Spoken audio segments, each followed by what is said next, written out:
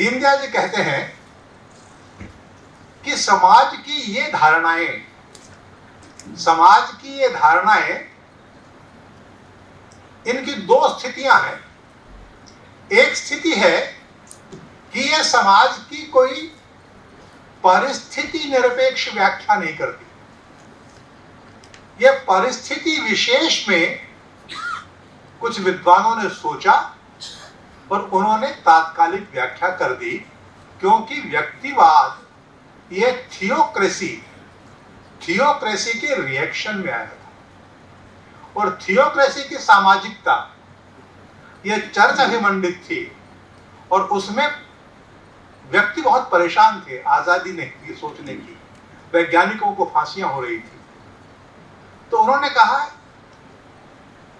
Sovereignty of individual is the basis of humanity. व्यक्ति की संप्रभुता ये मानव की फाउंडेशन है, बेसिक है। ये गलत कहा क्या? दीनदयाल जी कहते हैं ये गलत नहीं कहा, तो ये अधूरा कहा, ये पूरा सच नहीं। और जब इसके रिएक्शन में कार्ल मार्क्स ने कहा कि व्यक्तिवाद ने समाज को खंडित कर दिया है, समाज की एकात्मता को भंग कर दिया है और भंग करके उसे दो वर्गों में बांट दिया है। ये जो दो वर्गों की स्थिति है, यदि व्यक्तिवादी विचार परंपरा का यूरोप में प्रयोग न हुआ होता, व्यक्तिवादी विचार परंपरा का यूरोप में उपयोग न हुआ होता, औद्योगिक क्रांति न हुई होती, तो क्या कार्ल मार्क्स समाज की यही व्याख्या देते? दीनदयाल जी कहते हैं तो ऐसा नहीं देते। तो औद्योगिक क्रांति और व्यक्तिवाद का प्रयोग इस परिस्थिति में से समाज की एक व्याख्या कार्ल मार्क्स ने दी, जो वर्गवादी है। प्रथमतः वर्गवादी है और द्वितीयतः आदर्शवादी है, जिसमें स्टेट विदर अवे हो जाएगा। ये भी गलत है क्या? दीनदयाल जी कहते हैं ये भी गलत नहीं है, यह भी परिस्थिति सापेक्ष है, अधूरी। सच क्या है? सच क्या है? तो भारत की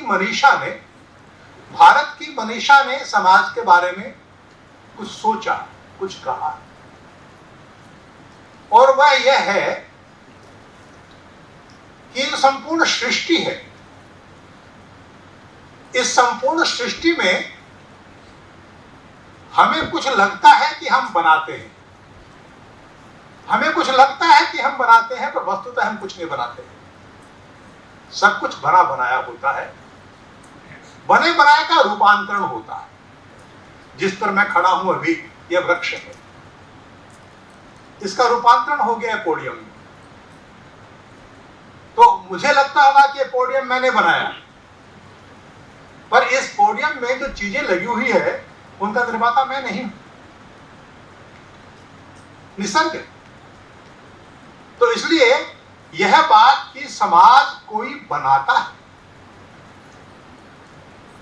समाज यह कोई कृत्रिम इकाई नहीं है, समाज कोई बनाता नहीं है, समाज तो उत्पन्न होता है।